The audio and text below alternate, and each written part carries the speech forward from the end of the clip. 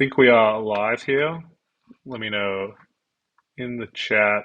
Oh, I can't even see the chat.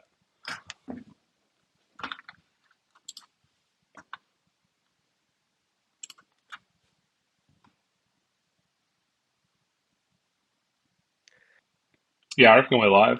I see you watching. How are we, Maxi? I'm well. How are you, Adam? Good, good. How did we go on the punt last week and on the footy? Footy was okay. Have had a pretty trying week on basketball. Not enough games anymore, which is the worst. But playing with some of the other new tools, benchmarking the Circa, which has been really good to find some new stuff with baseball, um, and ice hockey as well. Because I'm pretty sure Circa would be sharp across most US props. I know they're really sharp on college sports as well, so just opening up a lot more volume to be punting, which is good. Yeah, I've also found some good volume on tennis. I think across some of the EV tools, which has been good running that daily. And then yeah, footy Yeah, footy is always good with everything we've got on on college offer. sports as well. So just Yeah. opening So up a lot more with tennis volume to be punting, which is I'm not like you can continue to do it, but I'm not entirely sure if Pinnacle are going to be that sharp on challenger stuff. yeah, yeah. I'd be a little wary of that, but definitely on the ATP WTA they should be pretty damn sharp, particularly near the start of the match. So fire away on those, but maybe on the challenger stuff, be a little more cautious. And your line out EV tool is looking the good so far. We'll have some probably stats on that in the coming weeks, but promising signs, I reckon. Yeah, yeah, definitely. For footy as well, I think it's just the most interesting, given how valuable disposals are, and just getting that free disposal is huge. Yeah. So should we get into it for round nine? Yeah, let's do it. So let's have a look over at 3-0 Hawks tonight. It's looking like a bit of a slugfest. Two good teams, both in great form. Both haven't lost in 5 games. Free obviously 5 in a row. Hawks off that draw, but 4 wins prior. And you can see in this against column for both teams, just super stingy when it comes to giving up disposals, uncontested possessions. So be cautious with your overs multis tonight. I know everyone loves to flog multis, loves your overs and your hit rates and things, but yeah, tonight could just be a bit of a tricky one for that. I think it will be certainly more of an unders based game for me. If we have a look Yeah, do you over want it, to flick through the different styles as well? Because I think so. This first one is looking at disposals and marks, and Fremantle probably like one of the slower moving, grinding teams, kind of in that bottom quadrant, and Hawks nothing special in the middle. But some of these other styles are quite interesting. If you go to the next one, um, yeah, the pressure. So they're both kind of on this like in this top right quadrant, which is quite interesting. Um, and then there's also the ruck hit out one. I thought was also kind of interesting, where they're all the way across in this. So we kind of got two really strong ruck outfits coming against each other, which is kind of interesting because it's like it's what will happen, like who will win out, um, given they kind of probably normally do dominate the other ruck. And so tonight might be a tough matchup for Jackson coming up against the double bigs from Hawthorn. What do you think about that? yeah, I just think it's just gonna be super tight at the footy tonight, I think. Like both teams, like you can see here and we discuss, both super high for pressure, both, ruck and mid dominant with hit outs, clearances.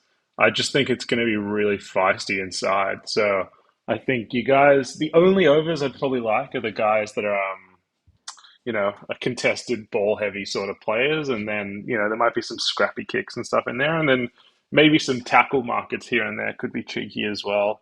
Yeah, just because I think it could be super tight, which also makes it interesting, I guess, score wise for this game. The projections do have it at 174. So it looks like there's a little bit of value on that unders. Not massive value, but I still would agree. I think this will probably lean towards the unders, and I could see both teams getting, super tight inside. And yeah, I think there won't be a lot separating these two tonight. You could see we've got Freo winning by 10, and yeah, I wouldn't be shocked to see this come down to the wire like last week, Collingwood Hawthorn. You can see head to head at Optus, Freo do have the better of Hawks winning the last five, but four out of these five times the margin's been under 16. So Freo 1 to 39 could also be a nice bet tonight. Or if you wanted to get even tighter, you could even go, both teams under 15 or something like that. Could be a nice little multi ad. Do you want to just go to that lineups page as well? Because I think like this. Can you just tell me a bit about the player ratings here and what you're thinking with showing these?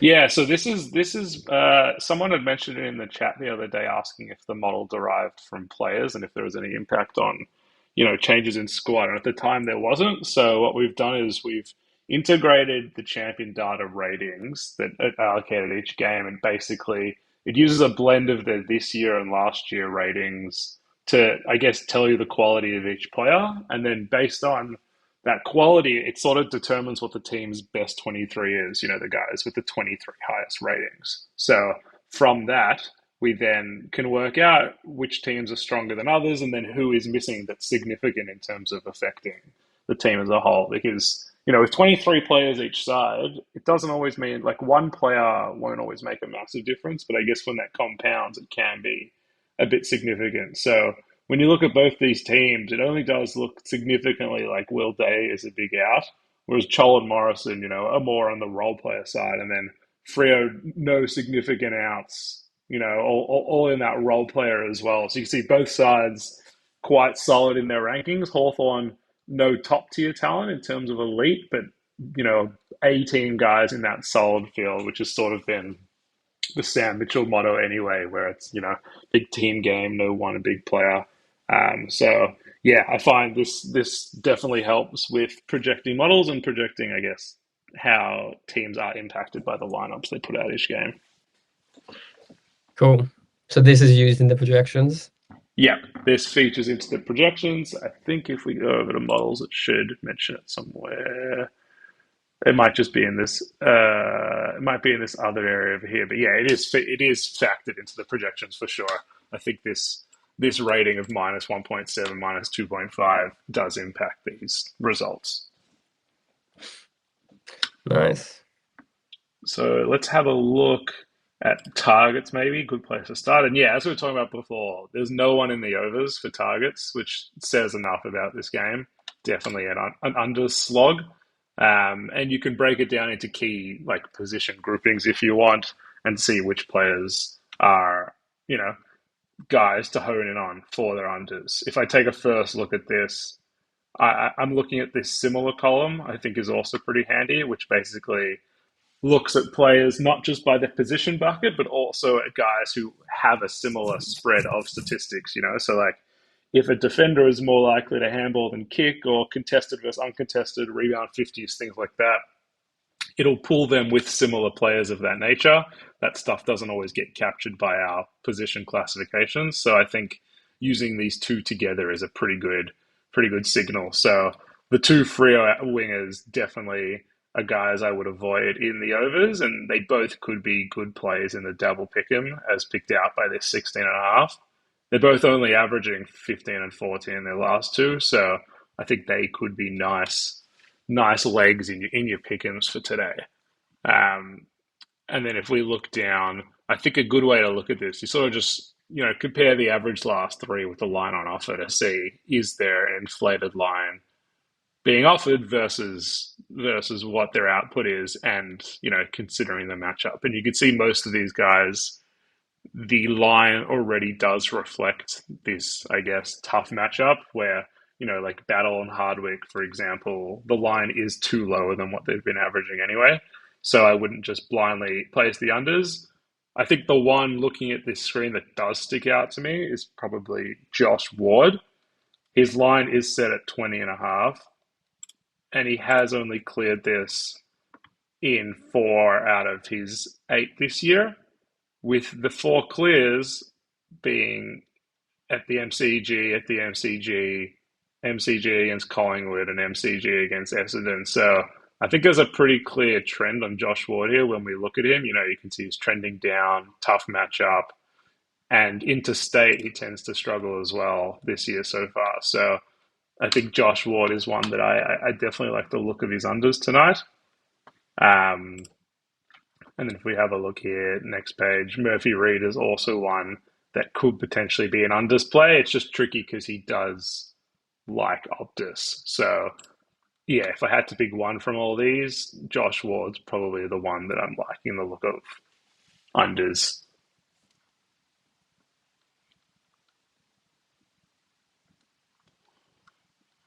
Maybe what screen do you want to head over to Into the next?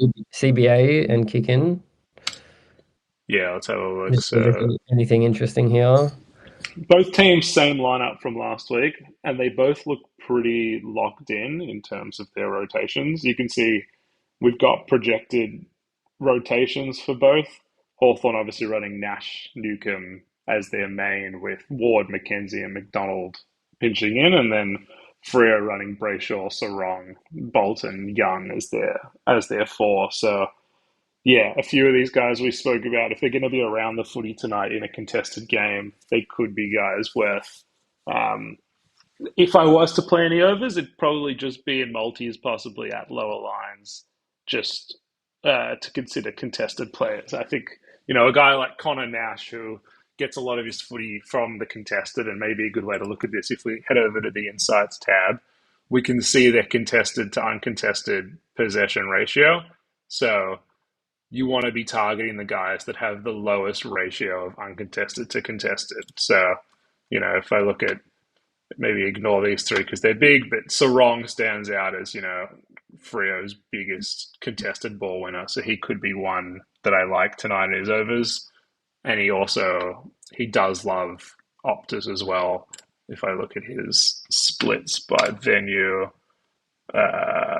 uh, turns out he doesn't. He's actually been lower this year. I think he was tagged a few times at Optus, which may have impacted it. Yeah, against Carlton and Melbourne. But I think looking back to last year, so Sarong could be one that I like. And then if we head over to Hawthorn and we have a similar look, yeah, as I was saying before, Connor Nash, contested beast, and then Newcomb as well in there. So those are two guys that I think, could get a bit of the footy tonight as well.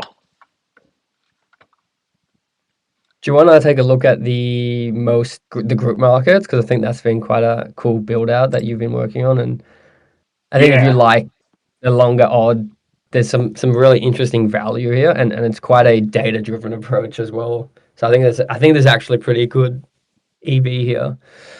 yeah, because it basically runs, it takes our projections, which we can head over to in a sec, and it just runs basically 20,000 simulations of the groups and tells you how many times each guy would win in those simulations based on our projections. And, it's obviously not blindly, I wouldn't just expect to print money on this every time, but there's definitely value in this because I think the floor and ceiling columns, which is, the projected, what their highest and lowest disposals are, is why it's so important because some guys, will deviate closer to a similar disposal every time, where some guys have that big upside, which is what you want to be going for in these groups that have 8 players. And it does work for all the other Sportsbet last week did put out all these other group markets like marks and fantasies and things like that. And I, along with a few others, cleaned up on, I think it was Bodie Hewland, most marks in Gold Coast. The projections were loving him, but it doesn't look like Sportsbet have put it out just yet this time around.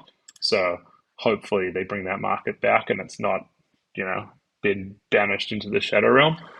If we look at who it likes tonight, down here, Corey Wagner seems to stick out at a few of these bookies in the disposal markets. And it's important to not just blindly take this percentage as gospel. While it does have 100% edge nearly, his projected odds are still $10. So He's still not projected to win this group. It's just saying that he does have upside relative to the price on offer. And personally, that's how I like playing these markets. I'm not looking for winners, I'm looking for value. And the idea is in the long run, the value will win out. So, you know, if I can get Corey Wagner at $20 when he should be a $9 bet, that's something that I don't mind the look of in a game like this. Yeah, it gives you enough margin that you get really high upside with a bit of a bit of reasoning as to why you would kind of take it. Um, and that table below kind of just shows you where the biggest edges are because every bookmaker has different odds for different groups. And so, just in case for those who weren't aware, you can kind of just see at the bottom where the best price is for that player because you want to make sure if you are playing these bets that you are getting as much edge on your side as possible and getting that best price. Yeah, and every group is different depending on the bookie. So, you have to factor that in to who's actually in the group because that'll impact their projections of winning. Um, yes, if we have a look over at the player projections for today, if we have a look over at best bets, you can see right away the guys that it's liking versus not liking. I'd probably ignore some of the. I mean, here, for example, you could put some pick'ems in if you wanted. Based on some of these, you could just go straight to the pick'ems combo tab and play this accordingly. You could currently it's set to only take the overs, but you can mix it around where it takes overs unders based on just the best edge that it's finding. So if you do like the look of the projections, this is a good suggestion to use. If we're talking guys that are most valued purely based on projections, it looks like Brennan Cox standing out as the unders. It likes D'Ambrosio's overs. Corey Wagner, we just spoke about before in the group disposals, which is why he'd be showing up there. And then, yeah, a few of those guys I spoke about, like Matthew Johnson and Josh Ward, it's also liking the looks of the unders. So, yeah, I obviously wouldn't blindly tail these, but there is for sure value to be had looking at these projections. And what I like as well is you can actually see a summary of what it thinks projection wise teams are going to have. And that's why you should always double check this before and check how many players there are. Because, like Hawthorn, for example, one player is missing. I think it's Connor McDonald for whatever reason. It just doesn't like the way he matches up name wise with this. So I would take a bit of caution with the Hawthorn projections tonight, just while we get that fixed. And when you've got guys that have never played before, like Bodie Ryan, it's obviously hard to project for people like this. Um, but yeah, you can see over in the Freo side, quite low projections on offer for a lot of these guys that usually get up to like 25, 30 at Optus. They are, yeah, definitely a lot lower than normal. Maybe let's have a look at some of the bets people have dropped in today, see what they think. Murphy, Reed, and Sarong under disposals. Yeah, we did speak about Sarong briefly. It's a tricky one because if he gets tagged, and there's always a tag risk with Sarong, as you can see, he has been tagged 4 times this year and last year. I don't think there is. I don't think Hawthorn will tag him though. McGuinness, I don't think is playing. It doesn't seem to tag anymore. Um, it's just a tricky one where he has good form at Optus, and the team against is tough. But I do think it'll be quite a contested game, and I do wonder how that'll impact. We could actually have a look here at if we go to opponent, and we have a look at. Sorry, we could even look at like match total, which would tell us. Yeah, Let's this is what I was gonna say. I yeah, really so like doing this. yeah, so if we look at match total under 180, we can see games where it is lower scoring. And yeah, you can see that Sarong in these lower scoring, scrappier games, when he plays at Optus, he has cleared this line in 71% of games. So, and he has done it 29 against Hawthorn recently. So, yeah, I do not mind the look of Sarong at all tonight.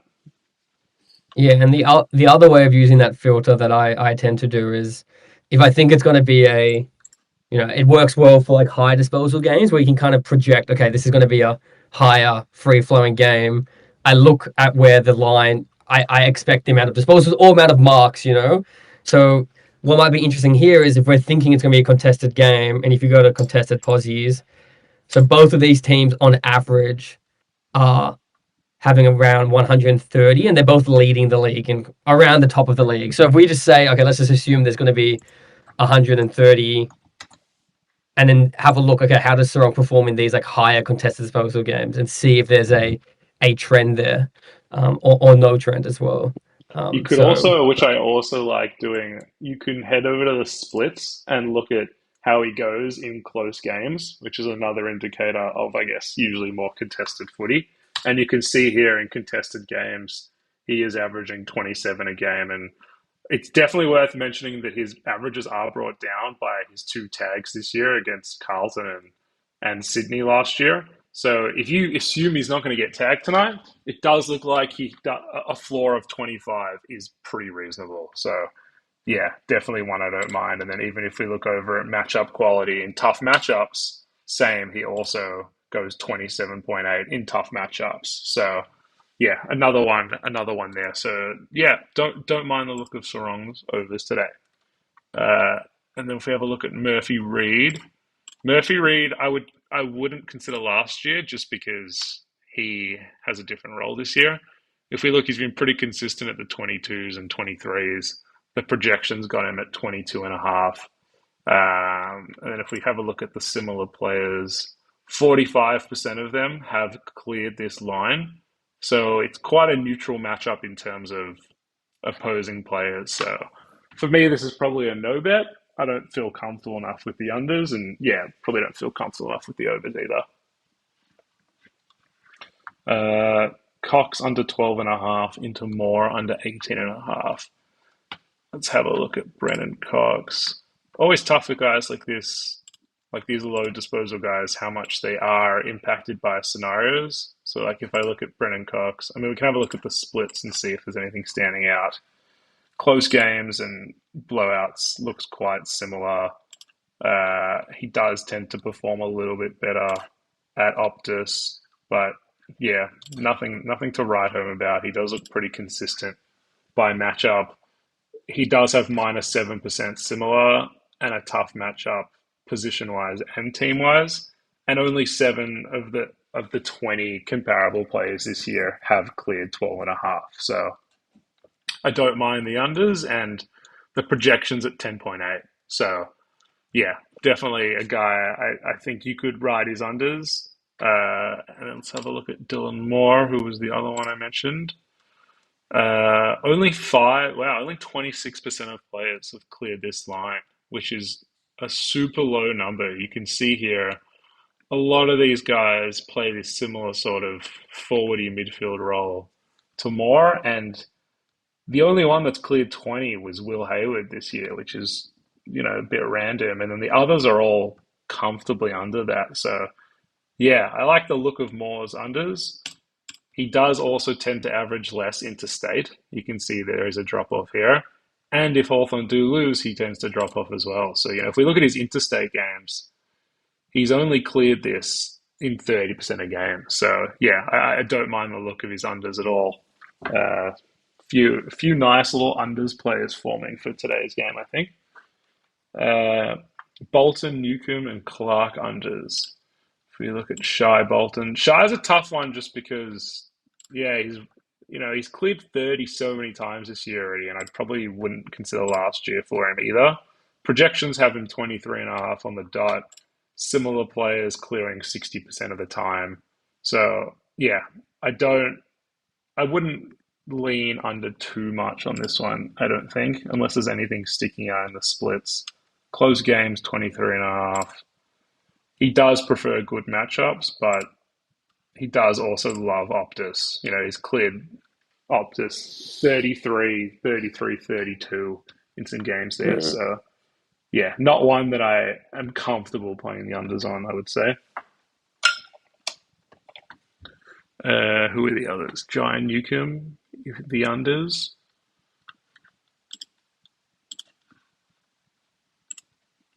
His role, it says, quite similar this year to last year, so happy to consider both. Does get a little boost interstate. Is a tough team matchup. Similar players have cleared 40% of games. How does he go in interstate? Yeah, he tends to clear this line 55% of times. Freo, we had 24 last time, 25.5 projected. Yeah, I don't feel strongly about this one enough to give an under. Let's see what our little breakdown suggests. It does suggest a fade. So if you feel comfortable with these little bet summaries and want to back in the fade, then go for it. But probably a pass for me. Unless there's anything else sticking out to you on this one, Max. No, I just think a lot of these bets could be coming from the line out EV tool, just because I've seen some of these names popping around today where Dabble are kind of hanging out a line by themselves, and with that sort of betting, you are just betting on price, and I'd be pretty comfortable getting that free disposal. Um, it probably is going to be a harder matchup and could see a lot of unders. And Dabble are not sharp at all with pricing these disposal lines. So when Dabble is kind of out by one of the whole market, I think you can feel pretty comfortable you are getting some value. And then if you want to match that up with some game analysis as well, then that works as well. But yeah, Yeah, I I think think I was just gonna say I think it's important to not try mix and match too many strategies when you're betting. So like if you are doing pick'em, you need to decide are you going for this bottoms up approach where based on your own opinions and things you're deciding if a line is good or not, or if you'd rather go this top down approach where you're taking the odds for what they are and just betting the value based on the odds. So I don't think there's a right or wrong answer. Everyone has their own strategy. I just think it's important not to play both sides. So, if you like the projections and things like that, use that as your strategy for pick'em. If you like line out EV, use that as your strategy for pick'em. I would try not to, overlap them too much. Is my personal take on it. yeah, I agree. And then we had Geordie Clark unders was the other one flagged here. Um, Similar players cleared 50% of time. Any splits. He does prefer wins. He doesn't mind close games. He seems to get a bit of a boost there. Doesn't seem to have a preference of venue. And yeah, same here. Actually prefers tougher matchups. Oh, sorry, I'm on so wrong, not Clark. That's my bad. Projections have him at 24.5. Yeah, neutral in matchups. He does like Optus. He loves Optus. He clears this 78% of the time in this matchup, which is huge. Um, I know someone had suggested his unders. I actually don't mind the look of his overs if you consider, yeah, the only problem is this similar line. Only 25% of players have cleared that this year.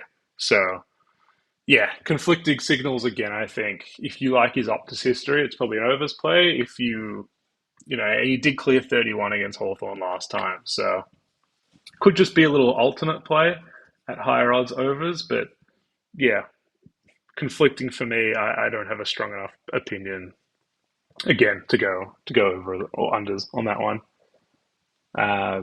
Someone suggested under total points. We did talk about that earlier in the projections. Projections like the look of unders. So yeah, I don't see a problem with playing total unders or some of those close margins that I spoke about before. Sam Switkowski, 1+ goal. Guys like forwards, I like to look at their heat map typically and the sort of shots they're getting on target, not just the goals. So we can see Switkowski hasn't had a shot the last 2 weeks. And if you look at his heat maps, he's playing forward of the 50, like forward of the middle, but he's not actually getting close to goals. So I don't love that. Even up here, you can see he's come quite high and, come up to the wing to get a bit of the footy. So I don't love that when it comes to betting on guys to kick overs.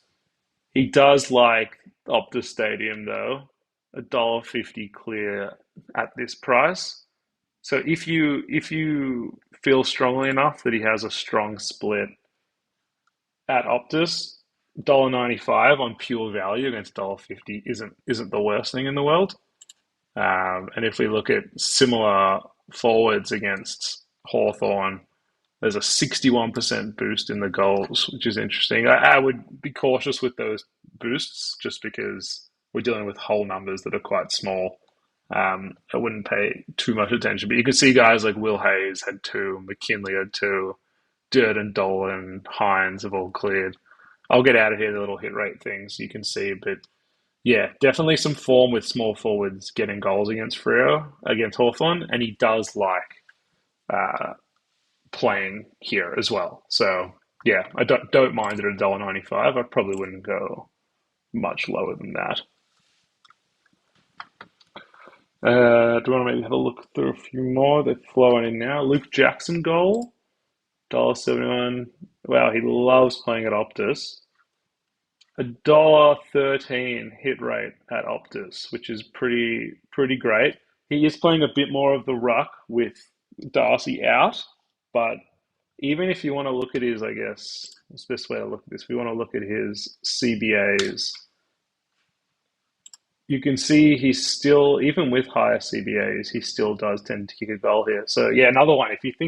If you do like the trend of him performing better at home, yeah, I like this. I feel like $1.71. It's probably a nice one to chuck in your multis. Maybe even play outright on a single. Might just take a few more before we wrap up. Murphy Reed 20. We already spoke about Murphy Reed before, so I'm not going to go into that again. Connor Nash 19. Did speak about Nash liking contested footy. Uh, we'll see what the numbers say about him as well. He does have a pretty good role at the moment, so we can put his CBAs up a bit. It's pretty neutral in terms of hitting. What was it? 19. You asked about. Yeah, there's good hit rate here. How's he going to state? Maybe a bit lower as well. So yeah, probably a middle of the. The only thing that's sticking out to me is that similar players have gone 17 out of 20 at this line. So I don't hate it. I don't hate it at all. Don't mind small forwards against Hawks. Looking at Dudley, 2 goals in a tight game. Haven't had a proper look yet. Yeah, just spoke about small forwards before on Switkowski. Does look like there's a bit of a trend on them. What odds can you get on Dudley for goals? 330, not the worst on offer for Dudley. If we have a look at his, let's take his CBAs out. He does hit it at 35%. If we look at Optus, this goes up to 38%. So at $3.30, it's definitely not the worst play in the world. Um, Even throwing in a multi at $1.50 also doesn't look like the worst play in the world. So yeah, don't mind it at all. Impy over under. I don't have much of a read on Impy from looking earlier, but what's he at 22 and a half? I mean, his form this year has been elite. He's cleared this in 6 of his last 7 games. He even cleared it against Port, who are a pretty tough matchup as well. So projections have him at 24. I'd probably lean over on him, given he's averaging 26 in his last 5. But yeah, and any thoughts on that, Max, or would you just play it safe at his 20, maybe just chuck it in a multi? Yeah, he is running so hot right now.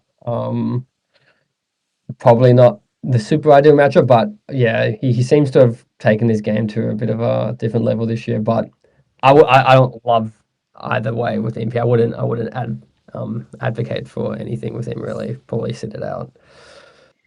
And then yeah, same. Someone asked Sicily, Amon, similar where they both have tough matchups. The lines have factored this in.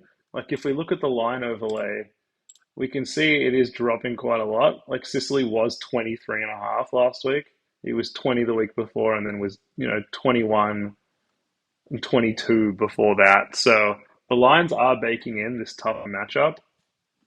Sicily also just does have really good form this year. So Depends how confident you feel. And similar players have only cleared 37% of the time. So probably a no bet for me. I would just pass entirely. And then who was the other one? Amon. Uh, yeah, it's a tricky one. He's inflated by these easier matchups. He cleared 30 against Gold Coast, 30 against Collingwood, 20 against Doggies, all easy matchups. And then he has missed every other time. If we go back to last year as well, he, the hit rate's only 6 out of 20 on similar players. So I don't love it. And he does tend to go, you can see, interesting, he boosts in losses. I don't know if that's just a coincidence. I wouldn't read too much into it. And then home and away looks similar as well. But this matchup quality is the one that stands out to me the most, where in good matchups, he's averaging 28. So it looks like he is a bit of a downhill skier, um, probably an And this is undersleep. and this is quite an interesting graph because unlike a lot of, he seems to have lots of peaks and troughs. Like you can really see like spike games, and then it's quite for someone who's had quite a consistent role. It's actually quite a unique looking distribution for disposals.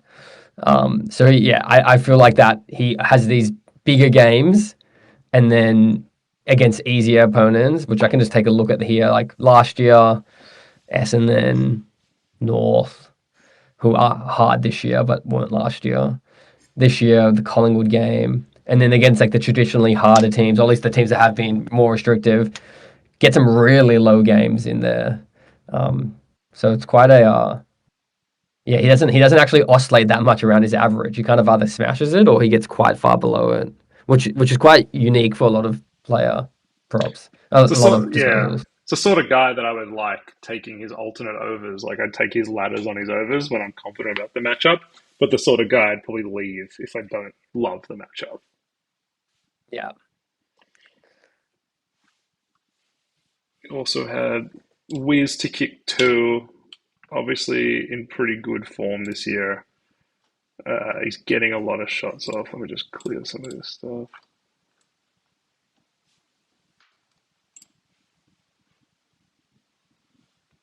If we look at 2+, yeah, the odds are just so low for him. I just don't see the value in it being this low. And when you look into state, his hit rate drops as well. So yeah, I'd say Wiz for two is a no bet for me at those odds. I think we're pretty much good to wrap up. Do we want to maybe leave with some bets of the day, possibly? I think the ones that we had are like Josh Ward under, um, Sarong over, didn't mind, and then it was Luke Jackson goal. Were there any others in there? Should we whip up a multi for it? Sure. Let's have a look on Sportsbet. So if we want to go, just bear with me here. We could go Sarong 25, Luke Jackson goal, and then maybe one of those unders plays. I didn't mind the sort of look of that aim on under, to be honest, because I feel like this is the he's had the two peak games against the two soft oppositions, and this feels like a likely trough game. Yeah, so if you go Sarong 25, Jackson 1+, aim on under 23.5, that's paying $4.30, which I don't hate at all. And then you could also play one. You could go Ward under, even mix that with who was it? You could even mix that with like a Newcomb 20+, that contested footy. Um, and then I thought it would be quite a tight game today. So if you could go winning margin, does Sportsbet let you go like margin under 25 in multis? I'm not sure. You have to check it out. No, I don't see it. Maybe if you just went Freo 1 to 39, that would give you, what's that paying? It's paying $5. We go Ward under 20.5, Newcomb 20, Freo 1 to 30. Yeah, I'm sure there's a few other things we mentioned today as well that we like the look of. So yeah, good luck everyone with tonight. Hopefully we yeah can get the win, and yeah, I'm sure there's some tasty games to look forward to in the rest of the round. Agreed. Good stuff. See you, everyone. See you later.